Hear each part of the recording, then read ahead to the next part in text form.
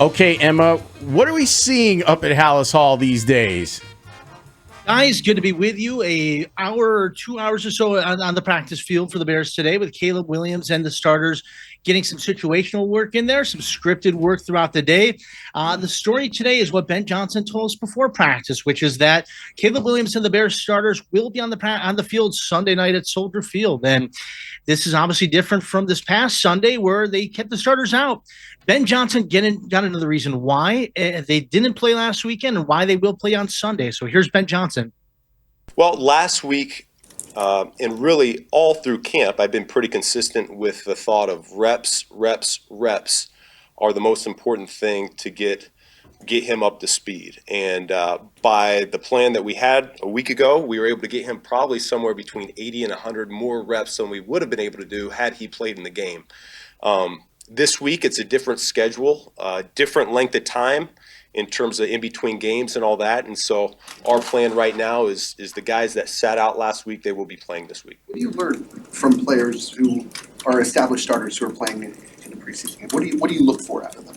I think the trust that we've been talking about from the get-go, that's really where that comes into play.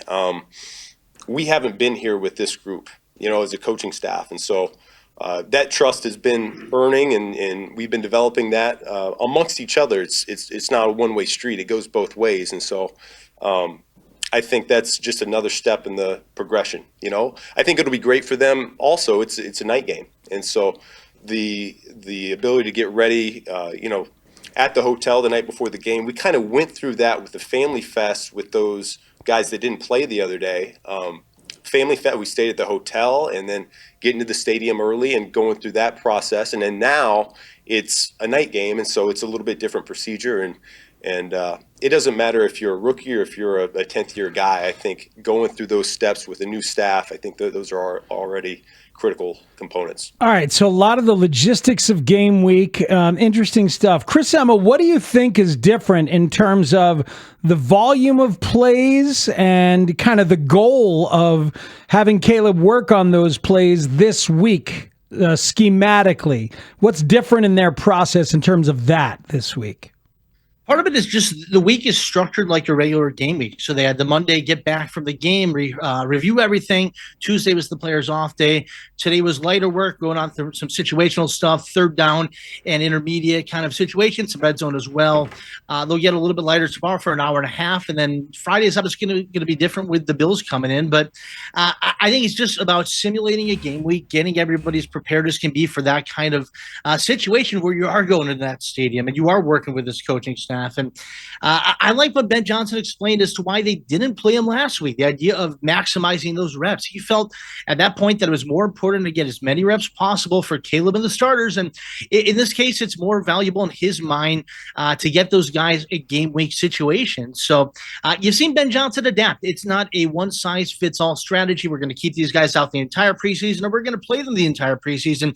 He's adapting week by week and what his group needs to be successful. And I admire that strategy for a young coach who could come in here kind of set in certain ways. He's willing to do what his team needs. Emma, what's it like from a communication standpoint for Caleb and these coaches? Well, I found that one fascinating because there's a lot of guys on this offensive staff. Obviously, with Ben as the offensive-minded head coach, Declan Doyle stepping in for his first run as OC. Press Taylor, who was an offensive coordinator in the past, is your passing game coordinator. A young quarterbacks coach in JT Barrett. And not to mention the guy who's older than both Doyle and Barrett is Case Keenum, the longtime veteran for this group. There's a lot of guys in Caleb Williams' ear. Ben Johnson was asked about that today, about how you streamline that operation and how you get those guys to provide what's necessary for Caleb and what's necessary for the offense. You're going to hear a term right out of the gates here, cooks in the kitchen. And I think too many cooks in the kitchen. Ben Johnson was out in front of this one. So here's Ben Johnson. Yeah, it's there can be a lot of cooks in the kitchen. And so by design, we've been very selective in who is in charge of what with him. JT's leading the charge. He's the quarterback coach in that way. And I've stepped back a little bit over the course of the week and allowed Declan, and allowed Press to really lead the charge in that room in terms of what's the intent of the play, what should we be doing with our drop, what should we be doing with our eyes. They see the game through my lens, so I trust them to be able to articulate that. And then I do sit down one-on-one with Caleb. I told you every player day off, we end up sitting down and we hash out what the passes look like, past 4 days, past 5 days, whatever it's been, and then what we need to do going forward. So I think we've had a very clean and concise process in terms of the information that's being articulated to them. And I think it's gone really well so far in camp. That's interesting. Emma, I'd love to know what you think about this after Sunday, which seemed to be clearly like a Ben Johnson hands-on production with Caleb. Yeah, look, you can overwhelm any quarterback with too many coaches, too many voices in his ear. I admire that Ben has an idea of what he wants and what he doesn't want from certain members of this staff. And Ben's obviously the one in charge, but he understands, too, that he's got to oversee the entire team and, of course, both sides of the football. Ben is overseeing everything that Caleb is doing, but he also has a lot of trust in these coaches around him. And it's clear they want to empower J.T. Barrett, who's a first-time quarterbacks coach. Got to talk with J.T. Barrett as well, who seems like somebody that can really connect well with Caleb Williams. Both young men, of course, with JT, just a couple of years out of playing himself. And Press Taylor's somebody who knows ball, who understands what Ben Johnson wants in the scheme and how to provide it properly. So I think they're doing it right. I think they're setting up Caleb for success by letting the challenge be on the field. Letting it come each day in practice in terms of what are you seeing? How are you handling this offense?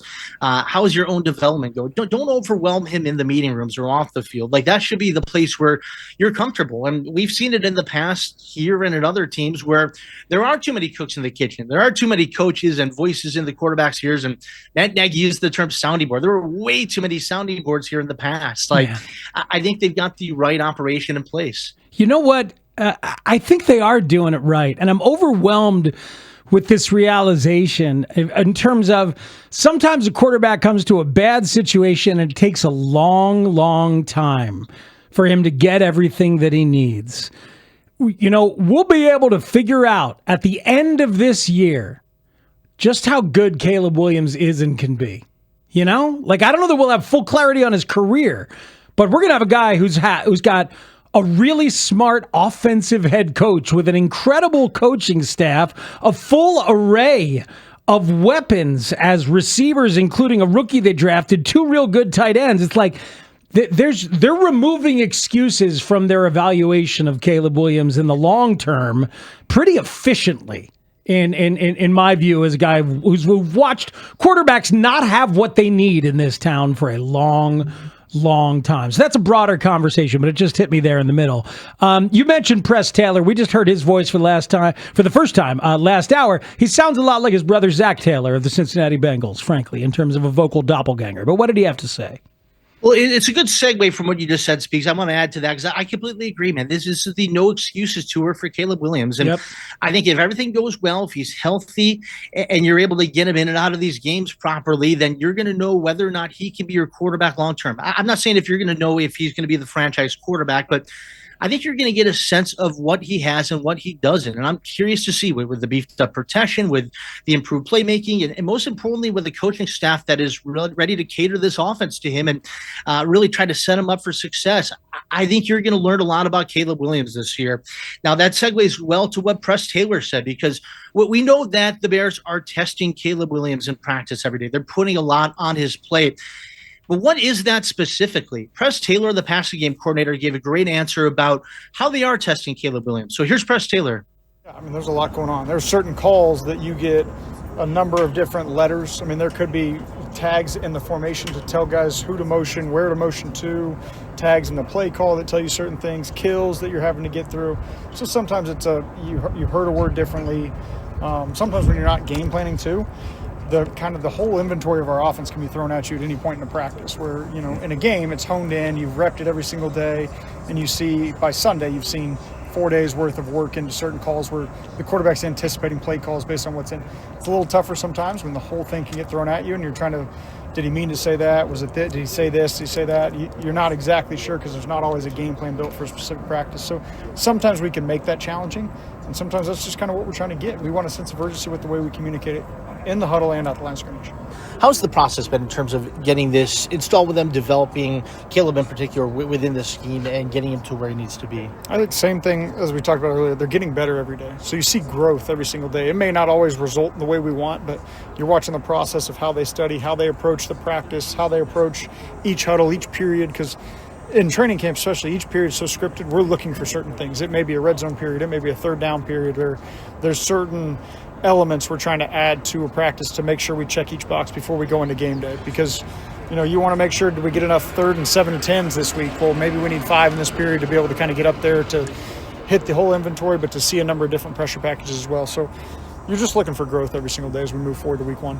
Boy, it's a great job by Chris Emma in choosing tape for this segment. That first half of that, especially where he talks about the difference between what they've been doing in terms of throwing anything from the offense at him, and now 4 days in a row of a game week. It speaks to where we started the show, Lawrence, about the benefit you get. The difference between total offense versus game plan. And that each week you can kind of go in and say, all right, this is how we see this particular team. This is how we're going to attack them. And sure, you might draw from the playbook, but it doesn't mean that you have to be responsible for absolutely everything. And you're drilling those 30 plays, or like you were talking about, like you're drilling that stuff to get yourself prepared for the other team. I hope that means that they have hope that in doing that, things will look better offensively than they've looked. I have that hope, sir. I hope that they have that hope, and I share that I have that hope, Chris Emma. I mean, look, like the term that stood out to me was the full inventory. I mean, this is a large, complex offense that they're installing here. They're just putting everything right on the quarterback's plate. It's not just Caleb Williams. It's Case Keenum, who's been in the league for over a decade, and Tyson Bagent, who has a lot of snaps under his belt, even as just a third-year guy. And they're putting a lot out there. I talked with Case Keenum after the game on Sunday. He's like, this is a challenging offense. Like, even for him it is. And that's certainly the case for a young quarterback like Caleb Williams. So this is all part of the test. This is where you are right now at August 13th, where you're still throwing a lot at him, seeing how he's responding. But to that point, you know why the value of those practice reps are different. What he got last week in preparing to not play that game last Sunday versus this week where they're trying to simulate the game, and it's going to be a little bit more focused for him. They scripted certain things today where you're able to get those third down simulations, but also the end of practice today was an end of half simulation, and they started at their own 30-yard line with the starting offense. Caleb led them into field goal range for a fire drill field goal. He had Olamide Zaccheaus for 3 completions. They got in, and Cairo Santos hit that fire drill kick. So that's an example of something you might get in a preseason game. We know they had the workout on Monday, which was a bit choppy. They had the stuff pregame Sunday, which was an opportunity to get on the field. So everything they're doing with Caleb Williams right now is with purpose, and that's what's become clear as you talk to these guys. What's it like covering Eric Bieniemy? There's been a lot of talk about his style. First of all, he's just an incredibly pleasant man when I got to talk to him. And then he's out there on the field today and he's saying things you just cannot say on a radio station. I love that. That's the kind of coach you want. And there's a lot of those guys on that staff, Ben Johnson included, who incredibly pleasant when you talk to them as a reporter. But if you're a player and you're lining up wrong, you're going to hear from that guy. So with DeAndre Swift in particular, who had a down year last year, 3.7 yards per carry, it just wasn't what you wanted to see. There was a lot complicated, obviously with the offensive line, struggling with the offense as a whole, change of coordinator. But really, when you look at DeAndre Swift, it comes down to the idea that he was dancing too much. He wasn't hitting the hole. He was hesitant, and it showed in his game. Eric Bieniemy is not going to put up with a hesitant guy who's dancing back there. Here's Eric Bieniemy on DeAndre Swift. He brings his hard hat to work every single day. And I can say that for all my guys. They work extremely hard. They don't have a choice. All right? They wouldn't be here. But the thing that I love about him is that he's very humble. He accepts hard coaching. But on top of that, it ain't a lot that you need to correct. And so my biggest thing with him, he just got to continue just understanding we're going to take what is given. Okay? And whatever is given to him, take it, because Sometimes when you're running in between the tackles, the shortest distance between 2 points is a straight line. And sometimes you're faster than those guys on defense, forcing them to see if they can come and get you. But he's doing a great job so far. It was obviously not the year he won it last year. He's got production in the past. What's your belief in him that he can bounce back from last season? Oh, I have a strong, unwavering belief that he can get it done. You know, that's just the kid he is. I loved him when he came out. And the thing that I want him to do, I want to bring out the very best of him in him, okay? And he's done a great job of just being fundamentally sound every day. And like I said, has he been perfect? No. But he's very coachable. He auto-corrects. He listens, okay? And he applies the little things that you're talking to him about. And he goes out there and puts it to work.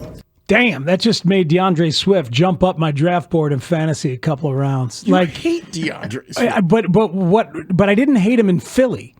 And that's where he was coached well and coached hard. And last year's coaching staff for the Bears, Lawrence, I think we can all say, trash. Yep. And this guy is not trash. This guy is a fierce and very serious, direct running backs coach. And DeAndre Swift works hard. We'd heard that about him last year. It's not like he's a dog.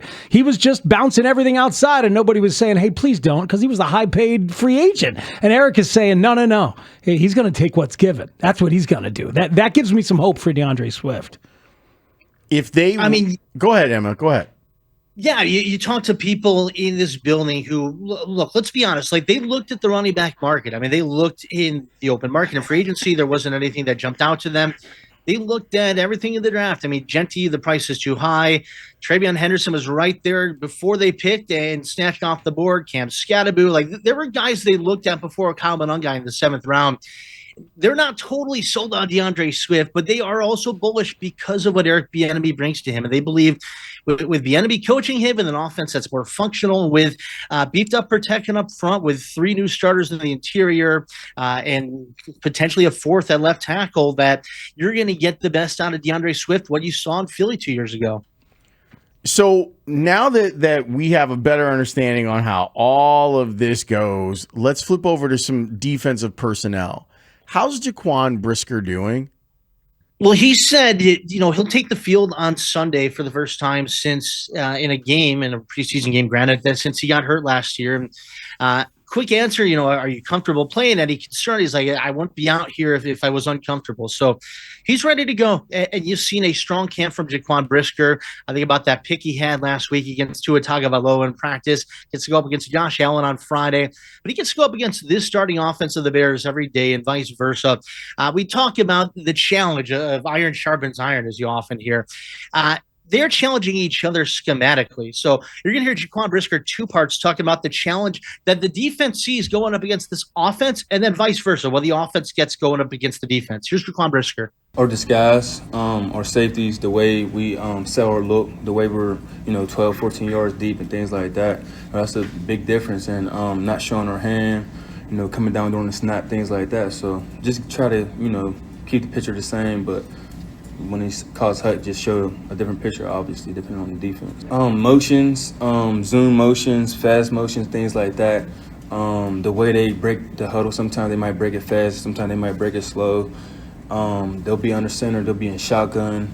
They'll have different looks where they come out in 12, 13, where they have the tight end at fullback. Just a lot of different looks, just the way during the snap that they move a lot of players and things like that. So I feel like that's challenging for us, but it helps us in the long run. Now what we get is the possible schematic iron sharpening schematic iron. Coaches sharpening each other, making the opposition smarter in ways that we didn't have. That could be good. I mean, yeah, you're seeing it, right? I mean, we know what Ben's doing out there with the motions, trying to disguise so many things, and Dennis is the same. And we heard from Dennis Allen and Ben Johnson talking about going up against each other, the fun they're having, and that competitive fire about not wanting to let the other one kind of win the day. So they've had some fun putting out their respective sides of the football against each other and battling a little bit, but it does make you better in the long run, and that much is clear. Nuggets and tidbits? Yeah, Jalen Johnson is on track for week 1, according to Ben Johnson. Of course, still on the NFI list. Kyler Gordon is considered week to week with a hamstring injury. Ben Johnson said they believe he will be back before the end of training camp. So we'll see how that one plays out. Some revisions in the tackle competition. Now, Braxton Jones worked primarily with the ones today. Working with the twos at left tackle was Theo Benedict, who moved in last week, seemingly into this competition. Ozzie Trapillo worked in at right tackle with the second team unit. So I'm curious to find out more as to what's going into that. You can kind of form your own conclusions, if you will. I'm starting to do it as well. I mentioned the end of practice scenario where Caleb led them downfield. Up and down day for the offense. A lot of penalty flags out there, which of course we've seen plenty of throughout the course of this camp. And Hard Knocks is back. The Hard Knocks cameras are out. The production staff is here. Of course, the Bills are having this season's preseason Hard Knocks, so they will be full go for Friday. You're going to get a sample of Bears camp from Hard Knocks next week. Man, chock full of good stuff today, Chris Emma. Good work, sir. Thank you. Take care. I drew some conclusions from that tackle news. Did you? I don't know if I drew the same. What'd you? Ozzie Trapillo getting some work just in case he's the swing. Right. Get some right tackle work in case he's the swing. I kind of marry that with the Roshar, and it's like Braxton needed some work. So they put him to work. Could be that. And then I thought Kiran Amagaji might not be long for everything going on. Kiran not gonna work here anymore.